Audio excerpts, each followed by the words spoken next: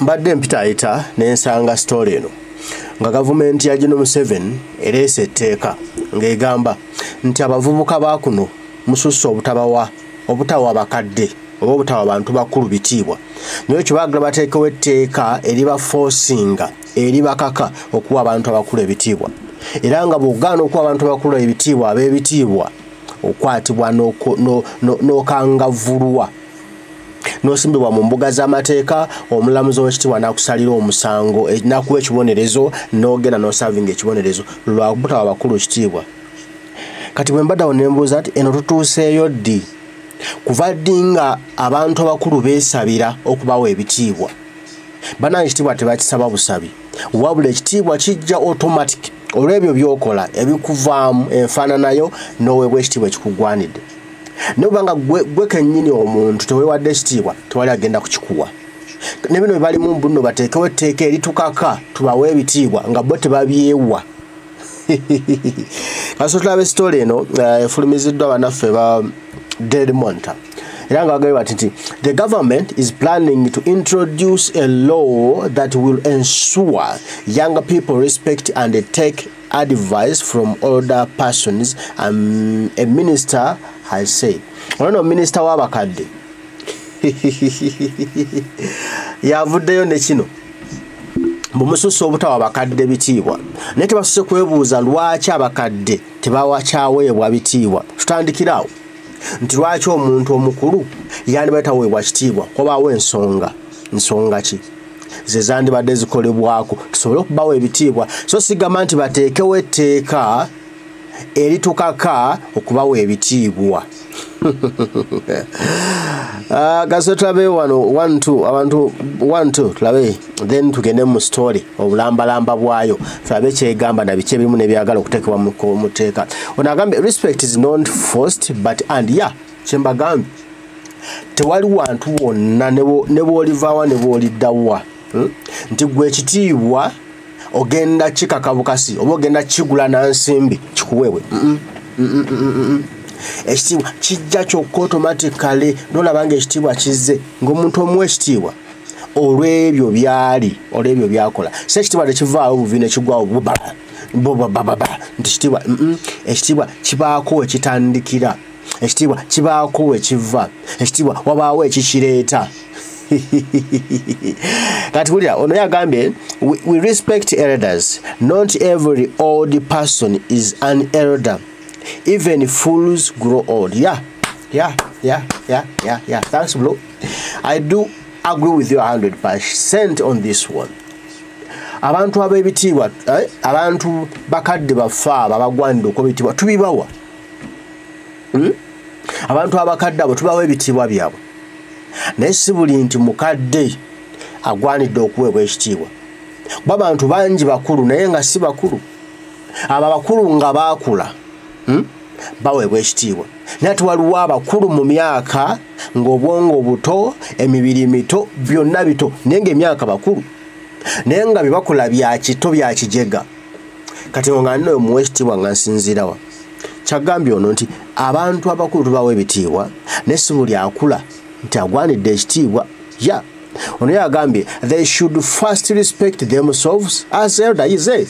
Kyembagambye ekyo bo bennyini basooke beewa ebitiibwa.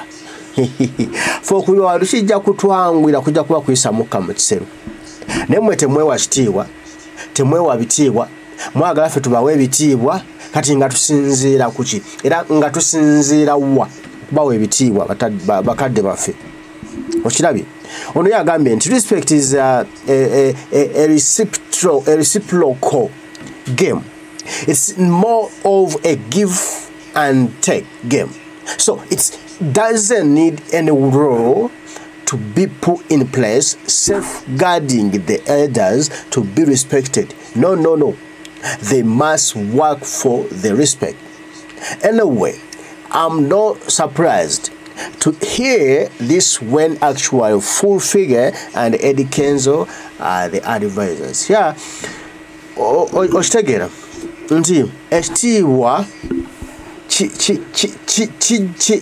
kikula kyokka kyereeta kyokka kiri naturally kijja noyanga omuntu lako naye noyanga omwekitiibwa kimugwanidde okumuwa ng'oli ebiva mu musajja mukulu oba mukyala mukulu ng'osaanidde omuwa ekitiibwa kye ng'olaba ennyambala ya mukyala mukulu oba musajja mukulu ng'olina omuwa ekitiibwa lwa mpaka ng'olaba entambula y'omuntu osaanidde okumuwa ekitiibwa okitegedde byakola naye omuntu akola fala ayambadde fafara atambula fafara avaamu volongoto ogenda kusinzira mu ekitiibwa bana ekitiibwa kijja kyokka tebakigula tebakikaka tewaliwo nza kusanga kitiibwa nga kyakkaka ne bwe munaakola emisango ne muteekawo amateeka tewali kyo mugenda kufunamu. Respect is earned, not forced. Yeah. Kajja so tulabe sore enyini kyegamba tugiyitemu lukwakwayo. Uganda moots law to force young people respect elders. Kitegedde?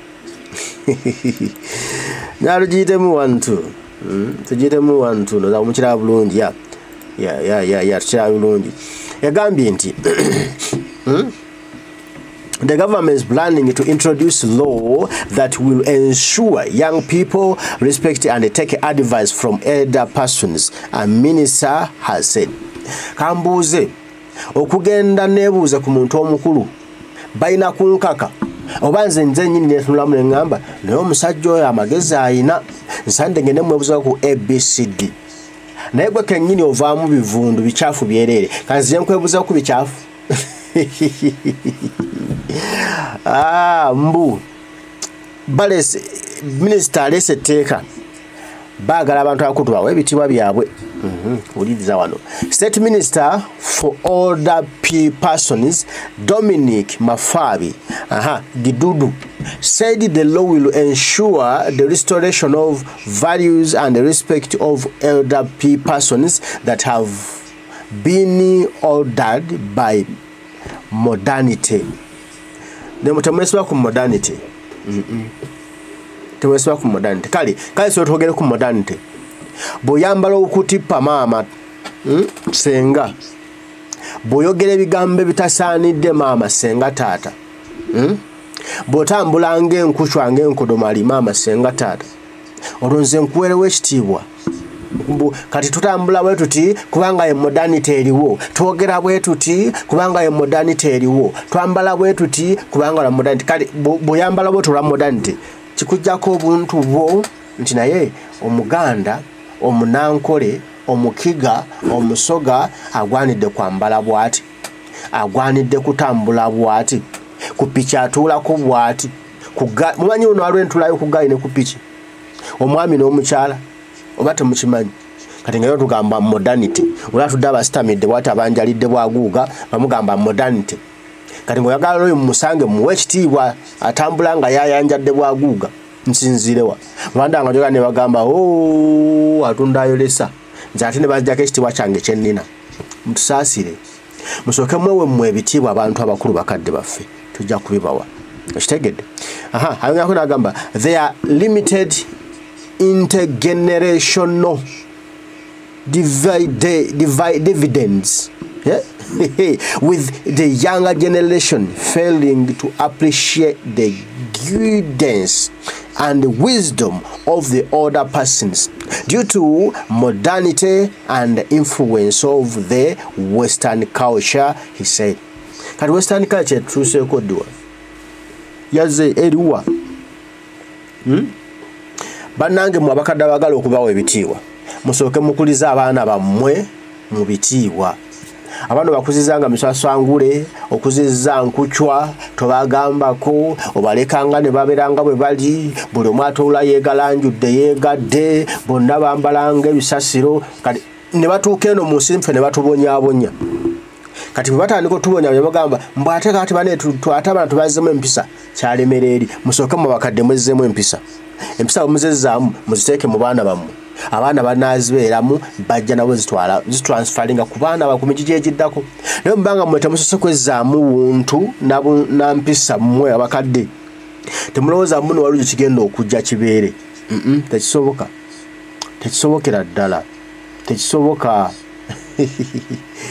tekisobola kutambula wadde n'olunaku n'olumu oba onfuna tusooke ffe twefeeko ffe nga ffeffe twezeemu empisa ffe abakadde bakuno onfuna bwe tumala okuzezzaamu tukole ebyo ebigwanidde abato batwegombe bajja kujja gye tuli batwebuuzeeko naye mukikola mutya era mwakikola mutya naye temulowooza muno biva mu bbanga ne bigwa nebiva mu bbanga ne bigwa si bwe kiba bataayi baffe mutuyambe bakadde baffe ebintu tebyetaagisa mateeka bino twaliteeka n'eri lyetaagisa wabula kwetereeza ffe n'osanga omusajja mukulu nga ye mubbi yabba ente z'abanne ku kyalo n'aziteeka mu kiraalo kye n'azifuula azize General Museveni kati ngamba ngende mwebuuzeeko ki bwe babba n'osanga omusajja mukulu nga ye mutemu yakwata abaana abanne n'abakuba amasasi mu lujjudde n'abatulugunya n'abasibira obwemage kati ngende mwebuuzeeko ki General Museveni okutemula batemula batya batulugunya batya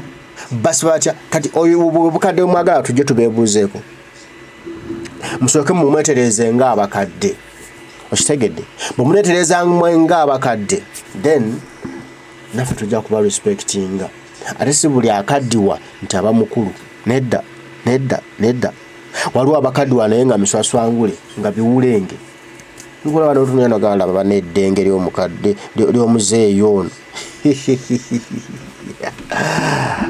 ono ye agambye kuba naffe buli omu abaawo endowooza zaabwe n'agambye nti so that for the respect of the law and elders, no young person is supposed to contest against the elderly Museveni. Yeah, those all take it. Bovayo no wakanya General Museveni. Cheche kambi abasiba abana bafa ababatta abatulugunya. Bovayo no wakanya ndamukadde General Museveni gogo musango kuttibwa tulugunyizibwa kusibibwa. Obu bakugamba nti no boyogera amazima nti malayo gaffe tewaliddagala enguudo mbi. Okitegedde abasomesa tebasasulwa amasomero mafu olwoboziza omusango oyogedde ku bakati babitiibwa bibye bya General Museveni bw'omuvuganya n'oyogera amazima ebikyamu byakola olwoziza musango gwa nnaggumala bale tulina okuzuukuka tubeere ffe tusobola tuzzeemu ensa ffe so twagala eggwanga laffe twagala obuntu bwaffe buli kimu kijja kutambula bulungi nga tewalina byamateeka ne bwe munaateeka amateeka nga mukyakola ebitagwanidde amazima tegajja kubayamba era tujja kubasabula okubatereeza abakadde mmwe muleme okuswaza eggwanga lyaffe mbaagala nnyo Omukama Katonda abankuumire tujja kuba tuddamu bataayi mweraba